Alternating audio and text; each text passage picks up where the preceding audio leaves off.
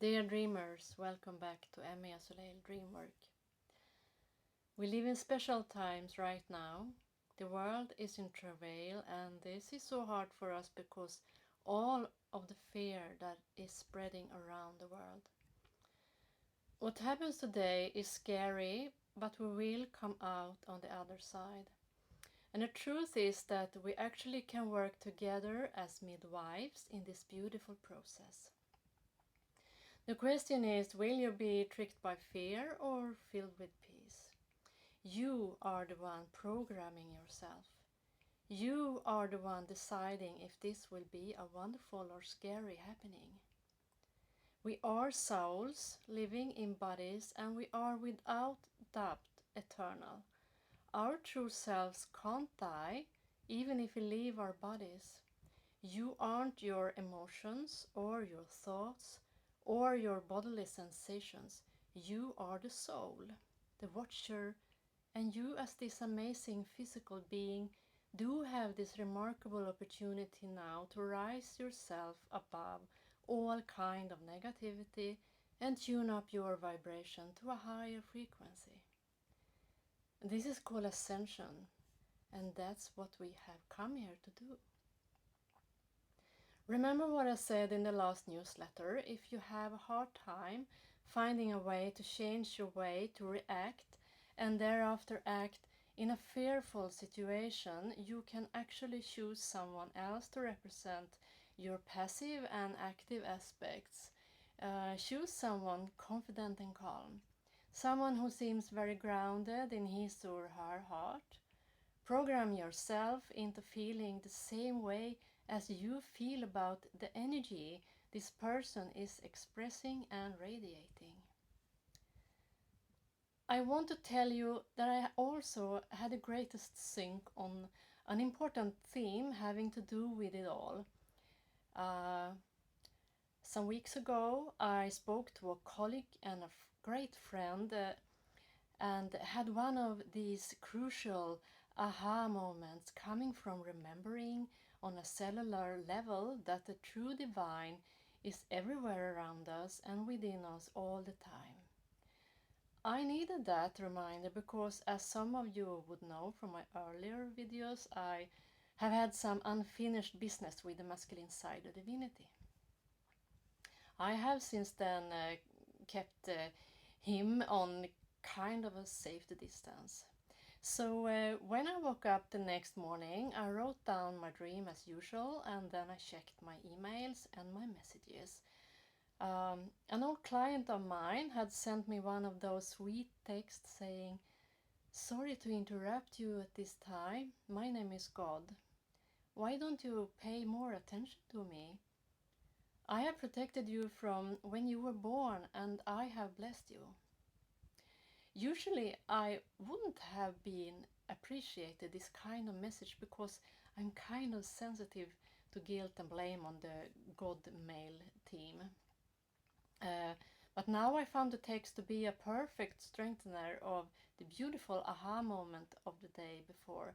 So at peace I carried on with my day and decided to look up an old dream of mine I have been thinking about a lot.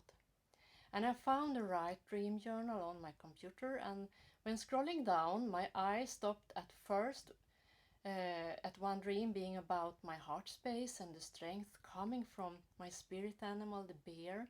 And then I continued to scroll down to the night after to the next, clearly following the same theme. And in this dream, I find myself together with the woman from the earlier bear heart space dream I told you about.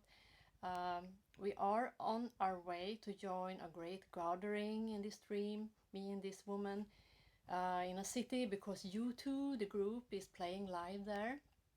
And they have just released a new version of the beautiful song One Love. And I think to myself in the dream that I'm so happy over already having the first version of the song. When standing in the crowd, I feel the wind coming really strong from behind, making my hair flutter in front of me. And I become aware of that you two are standing behind me, and this makes me really filled with a very secure and strengthening feeling at the same time as I hear these words inside me. The footsteps of Messiah. I realize in the dream that the footprints are made in the past for the future, to make what it is supposed to happen come true, and to make the old lead to the new. And I also understand that the beard trails from the earlier dream about my heart space are footprints of Messiah. So this is dream understanding.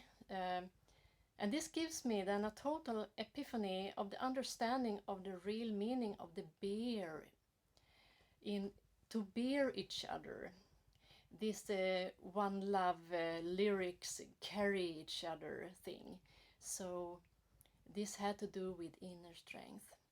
I continued to scroll down to the next dream, and this was the one I actually was looking for. And it goes like this. Just as I fall asleep, I remember an old saying where God shows that He has always walked beside the person who questioned Him because of only seeing what he thought was his own pair of footsteps. When the person says there are only one pair of footsteps in the sand, God says, I carried you. So this was the final part of the sync that I needed to understand that God is really here all the time. The divine is always present inside and outside, and when we find things really hard, we will get carried by the strength coming from inside us. And the strength that we can find around us in the eyes of a beloved one, in the comforting words of a friend, or in the confidence shown by a brave person. Strength that is both synonym with the feminine and the masculine divine. The bear tracks and the footsteps of Messiah. So let me tell you the rest of this actually very special dream. A woman speaks in singing verse at the same time as she is built up from a skeleton into a live woman. When she is complete, she ends her versing with saying, I am Miranda. After watching this, I arrive at a sampling site where I am invited by nurses to climb a ladder to a ledge where metal pens are presented with different texts on. The pens describe different ways of being treated bad, and I'm supposed to pick one. I read them, but I don't respond to any description because it's all about that it's someone else's responsibility if ending up in a bad situation. Not a single one says we all have the responsibility for ourselves.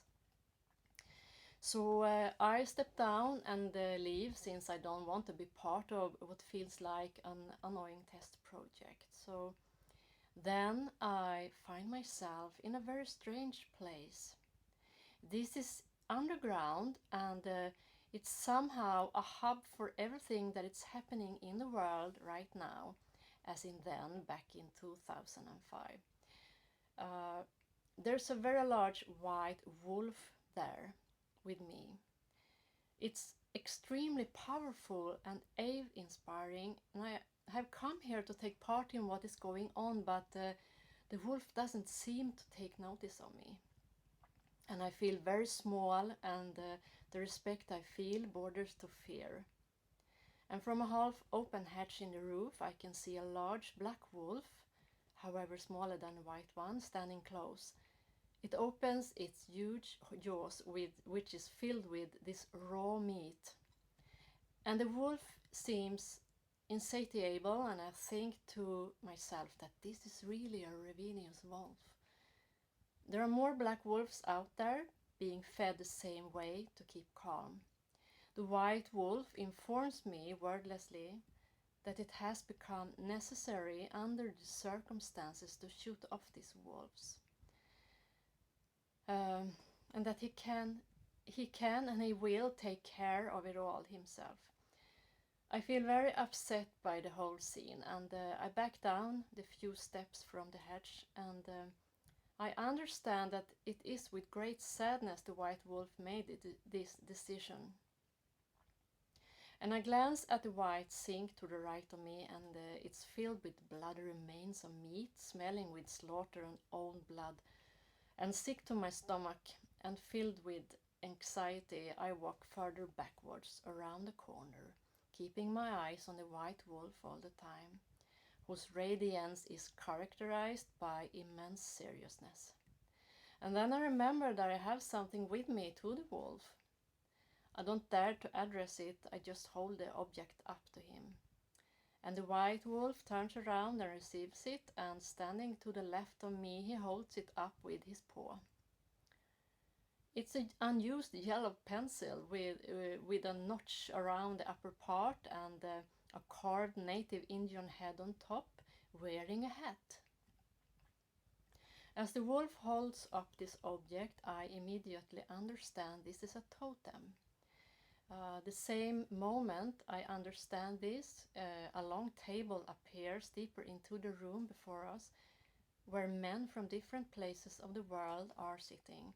They are all wearing the same kind of hats as the one on the totem. And the hats seem to never have been used until now, having slightly different bends from being stored in a box or something like that. And the men wearing these hats represent different tribes from all corners of the earth. The Indian on the totem is the ruler over them, and the white wolf rules over them all. I understand. And to the right of the table, a few stairs down, a seemingly downhearted and tired man sits in a bar. He has no hat. But then a woman behind the bar says with a high and authoritative voice, "Everybody gets their own shop." And I know that this means getting a hat and a place at the table. And then she approaches the downhearted man, addressing him Peacock. And when he understands that despite his poetry he can also take part at the table, he stands up and embraces the woman. When he has taken this place at the table with the others, someone called the general comes into the room. And he puts a white sheet over a model of a battlefield that is lying on the table. And this means that he gives up. And a strong voice then calls out, "Sign the peace treaty." And I'm shown a medicine wheel, and with great excitement I read its web to understand the situation. And then a bundle of keys is thrown down to me from above, and the voice says again, "The keys to Gehenna." And a book opens to the right of me, and on its right page I can see beautiful Hebrew letters. And then I say to my daughter, who is now standing next to me, "Sweetheart, this is going to be scary." I hear this voice again speaking, now saying, "Benjamina and Miranda, the mountain lion." And the names make me think of Sekhmet, the lion goddess. And now I understand I have to find the right candle in a drawer. You know, dreams are really special this way. And in this drawer there are several candles in different colors. And I also have to put my head deeper and deeper into the drawer at the same time as sharp knife blades are swaying like paper strips above my head. And different voices are also trying with whispering tones and inciting to distract me and lure me away from what I do. But I continue deeper into the drawer, and I arrive at a green space where I am supposed to pull up the right plants for the Gentiles. Again, very dreamy words and not understandable in the real life, but the subconscious knows what is happening. So I clear out the weeds and I pull up a thistle-like plant with the root and observe it carefully. And the next moment I am sitting in a bus that quickly travels backwards, and I have to concentrate on finding the right stop. And the speed is so high that the skin in my face is pulled forward, and when I find the right place to stop, I shout, "Yes, 22, as in the yin pair." When saying this, an incredible amount of fruit trees start to bloom outside of us with lots of fragrant white flowers. And this is the right place. I have come back. So what does this dream say then? Think about the inner strength and the faith, their theme, as something really needed in an upcoming situation. And the footprints of Messiah are made in the past to make the future come true, to lead us right. Knowing that, go further to those footprints that are synonym with the footprints of the bear, the feminine strength that comes from olden times.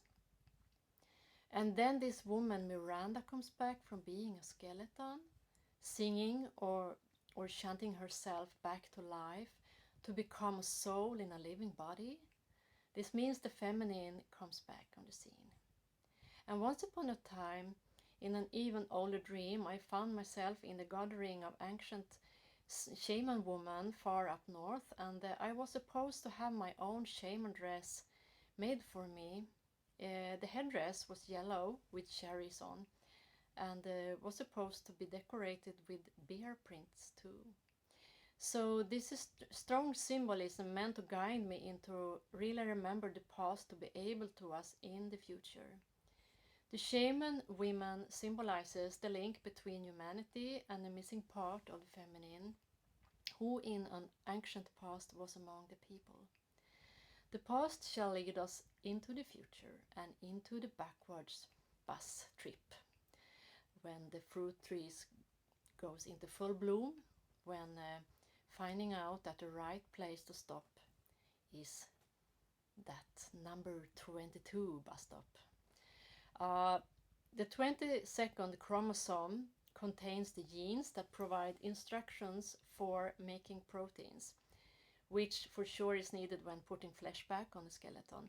Stopping at the 22nd gene pair means the bus stop right before gendering determined by the 23rd chromosome. And this speaks about returning to innocence as in paradise existence, as in trusting in the divine totally. We need to follow the tracks back to the earliest days of the goddess, to the days of innocence, which doesn't mean living ignorant or unaware of sexuality. No, it represents what comes after we have done this full lap we are in now.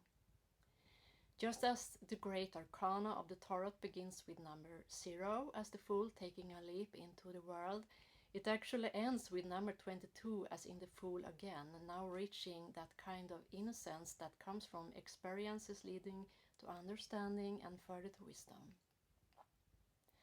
That kind of innocence is synonym to the meaning of carrying each other, to bear each other, and this is what we need now. We need to know the divine has our back.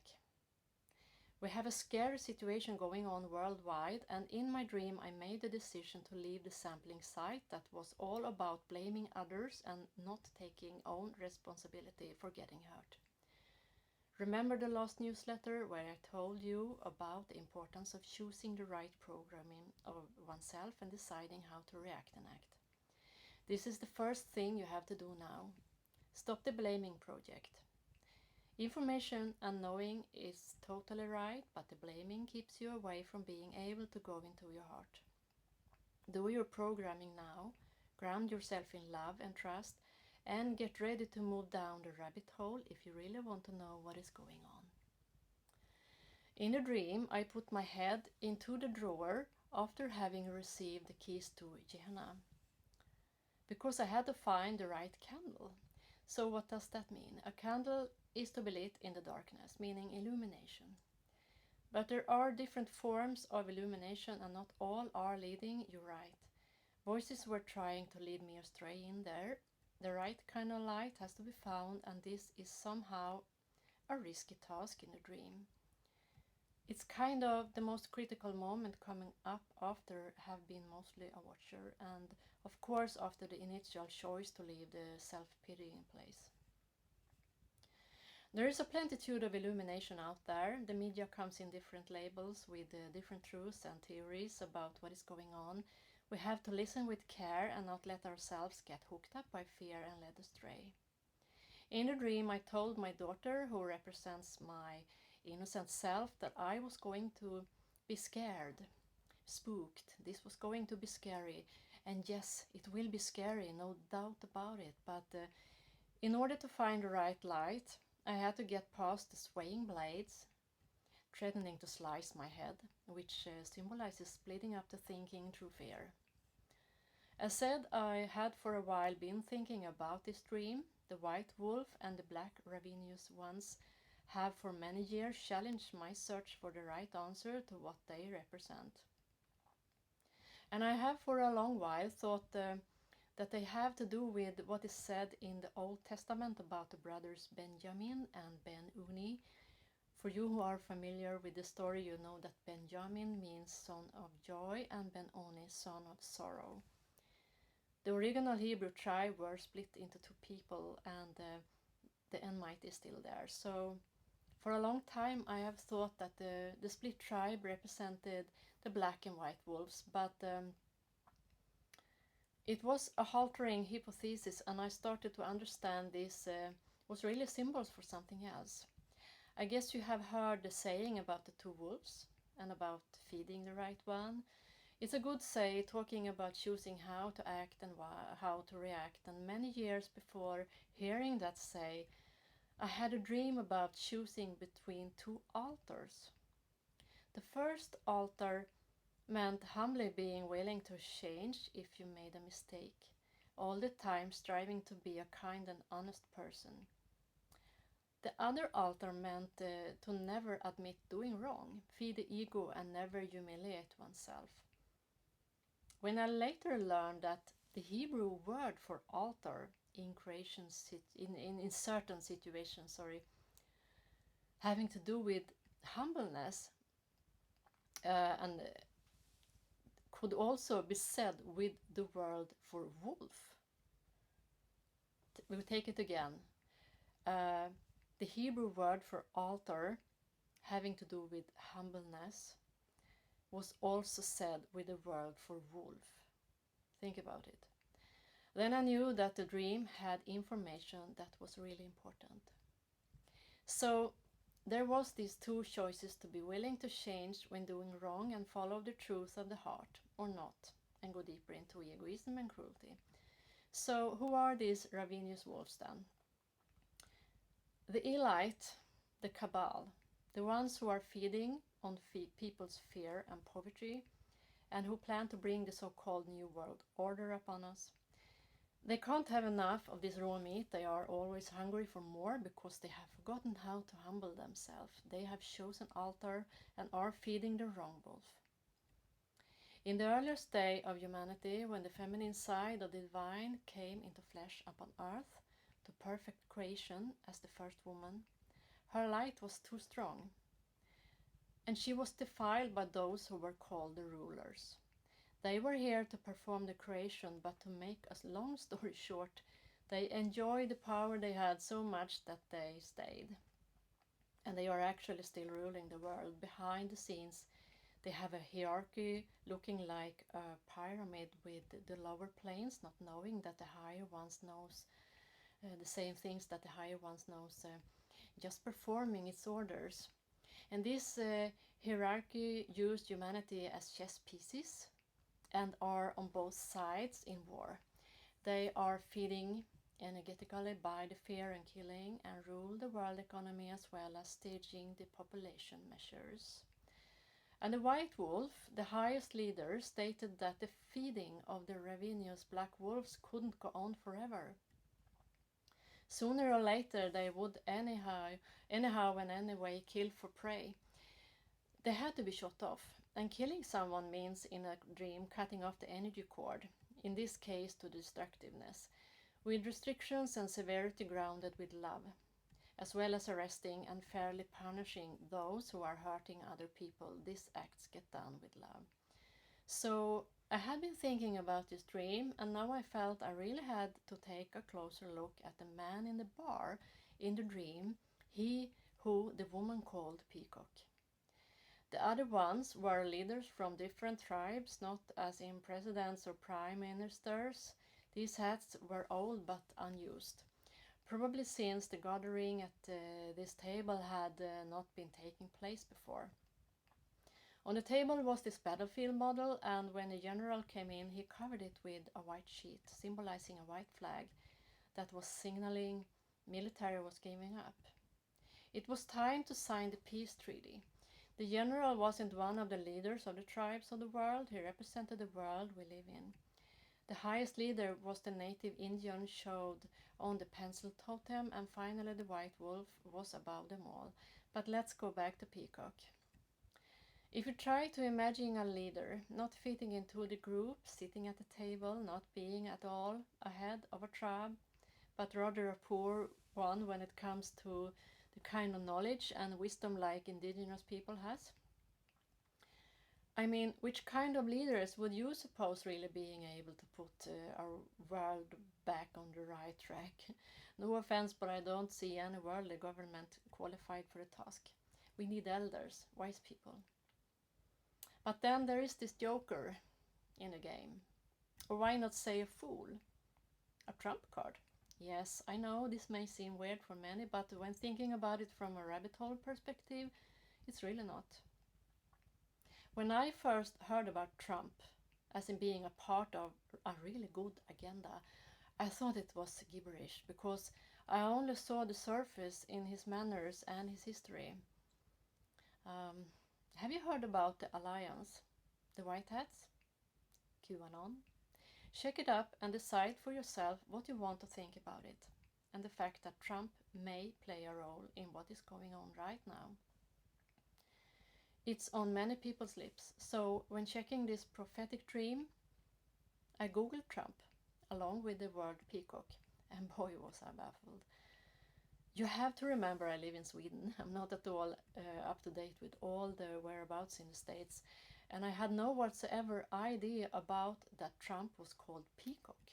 And most certainly I wasn't aware of any Trump-Peacock connection back in 2005 when this dream came.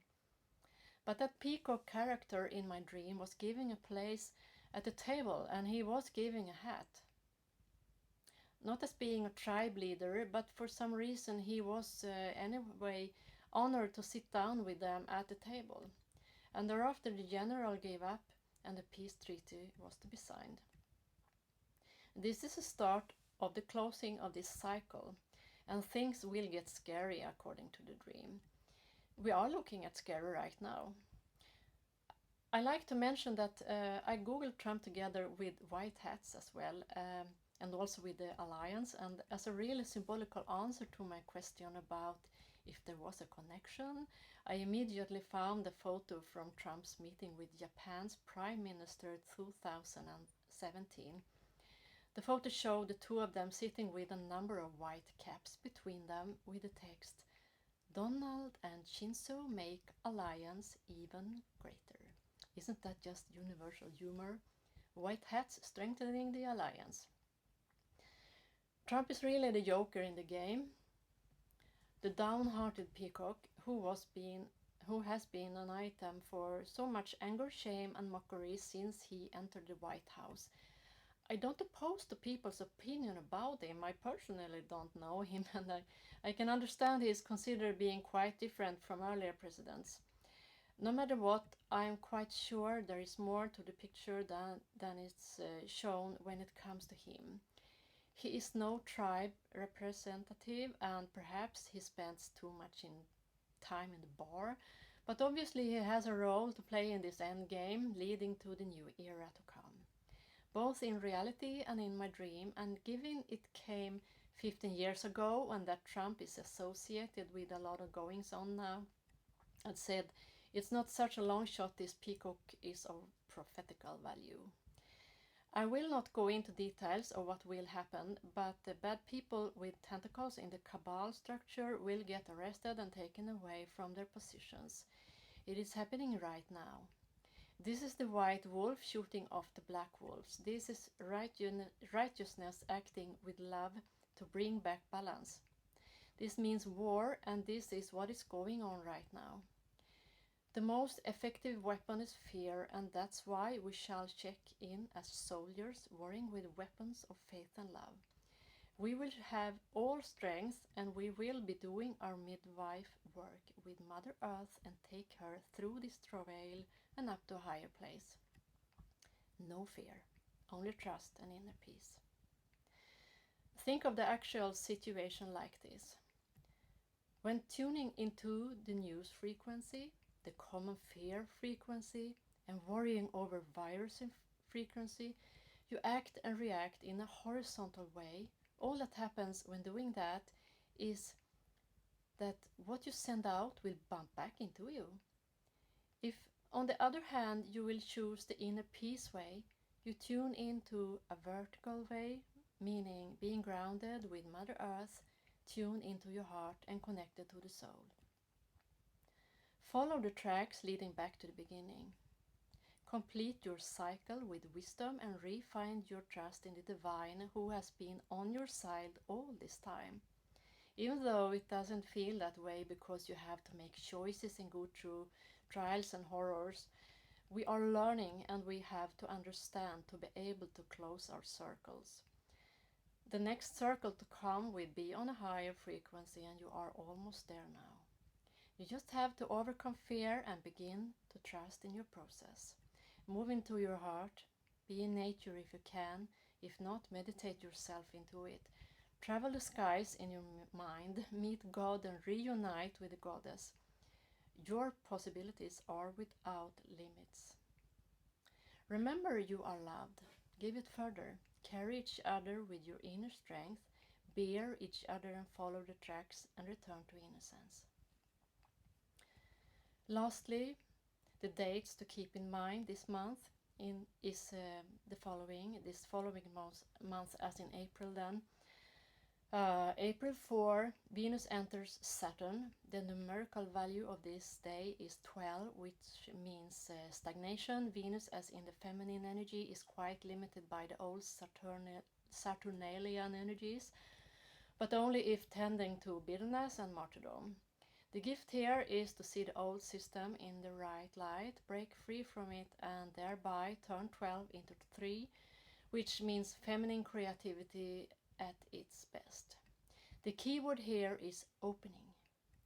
April 4, there is a full moon in Libra, which is also a supermoon, which means even stronger impact of the balancing energy coming with this moon, which is very needed. Venus also rules Libra, which emphasizes the opening work done in the name of balance by Venus in Saturn. The same date Mars enters Chiron, the numerical value is 16, which means old system and or old safety will fall. Mars is the old warrior who in Chiron gets in touch with his old wound, and this means blind reaction, revolt and upheaval, and a great task is to turn this turmoil into joy of being part of something new and wonderful. This is synonym to the numerical value of 7, fulfillment, as in healing the outcome and make it a bright and shiny new beginning. The keyword here is seeing. April 12, Mars enters Lilith. The numerological value is 20, which comes with kind of a doomsday energy. If the blind reaction from the hurting and worrying Mars projects its all on the scapegoat Lilith. This is of course about blaming others for being afraid, and especially when blaming the new to come, as in not wanting change at all. Not wanting the new to come means stagnation, which is in the very nature of the 12th numerological scene. Watch out for that. If on the other hand, managing to pay tribute to the new to come, welcoming the feminine and accepting the upheavals, 20 will transform into 2 and balancing between masculine and feminine. The keyword here is accepting. So, dear ones, take care of each other and see the opportunities and beauty in this new that will come from all this that seems so scary right now. Stay tuned and do always feel free to get in contact with me. My email address is emiasoleildreamwork@gmail.com. I love you all. Be blessed. and bye for now.